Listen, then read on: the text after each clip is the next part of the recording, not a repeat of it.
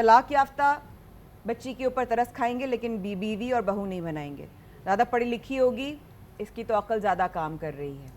رنگ اچھا نہیں ہے, او ہو بہت اچھا لگا آپ سے مل کر, ہماری بیٹی کو ذرا تھوڑا سا رنگ اور صاف چاہیے. کب تک چلے گا؟ کیا میں یہ نہیں کہہ رہی پورا معاشرہ ایسا ہے, لیکن آج بھی ایگزسٹ کرتا ہے یا نہیں؟ ہمارے معاشرے میں یہ چیز ایگزسٹ کرتی ہے, ٹھیک ہے, اور ہماری سوسائٹی میں زیادہ یہ ایگزسٹ کرتی ہے, ویسٹ میں نہیں, just talking about the eastern world. And this is the basic reason we are not succeeding, ہم آگے نہیں بڑھ رہے. ہمارے جو آس پاس کے ارد گرد کی جو کنٹریز ہیں وہ بہت ایکسیل کر گئی ہیں, بہت ساری چیزوں میں ایکسیل کر گئی ہیں, اور ہم اپنی سوچ کی وجہ سے, اپنی نیگیٹیوٹیز کی وجہ سے نہیں ایکسیل کر پا رہے. دا ریزن بینگ کہ ہمیں اپنی سوچ کو تبدیل کرنا ہے نا, ہمارے اندر اپنی سوچ کی تبدیلی کی ضرورت ہے.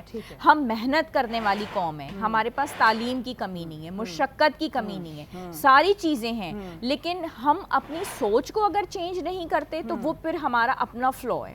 اچھا, ایک وقت تھا کہ واقعی چیزوں میں بہت سارے معاشرت کے حساب سے یہ تھا کہ ایک بندہ کماتا تھا 10 کھا لیتے تھے, اور 10 ماشاءاللہ گھر میں بچے ہوتے تھے, اور ماں کی گود میں بچہ ہوتا تھا, اور وہ چپاتی پکاتی تھی, اور ایک ہاتھ سے وہ چوری کا پراٹھا کھلاتی تھی, اور بچے پڑھ لکھ بھی جاتے تھے, سب کچھ ہو جاتا تھا. Now things have changed actually.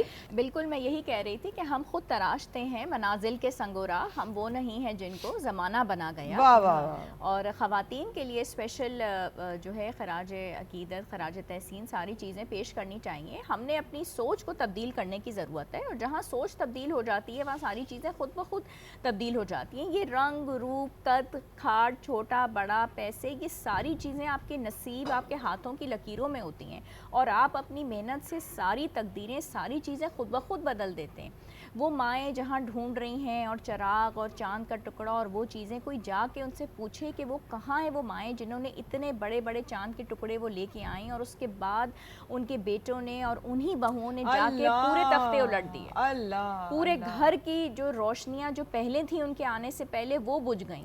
اور وہ بچیاں, اگر وہ یتیم بچیاں لے کے آئیں, اور وہ ایسی معصوم بچیاں لے کے آئیں کہیں اداروں سے جو بالکل عام شکل و صورت کی تھیں, اور اس کے بعد انہوں نے محنت کر کے ان کے بیٹوں کے ساتھ شانہ بشانہ اتنی محنت بھی کی, جاب بھی کی, اور نئے ان کے پوتے پوتیوں کو بھی جنم دیا, اور وہ گھرانے کہاں سے کہاں چلے گئے. تو آپ کی سوچ کو اور جس بیٹی کو آپ لے کے آ رہے ہیں, آپ اس بچی کو بیٹی سمجھ کے دیکھیے, اس کے سر پہ آپ ہاتھ رکھ کے دیکھیے, پیار سے بات کر کے دیکھیے, اور اس کے بعد دیکھیے کہ وہ بچی آپ کے ساتھ کیا کرتی ہے. بالکل ایسا ہی, بالکل آپ صحیح کہہ رہے ہیں. آپ سوچ بدلیں نا, سوچ کو بدلنے کی ضرورت ہے.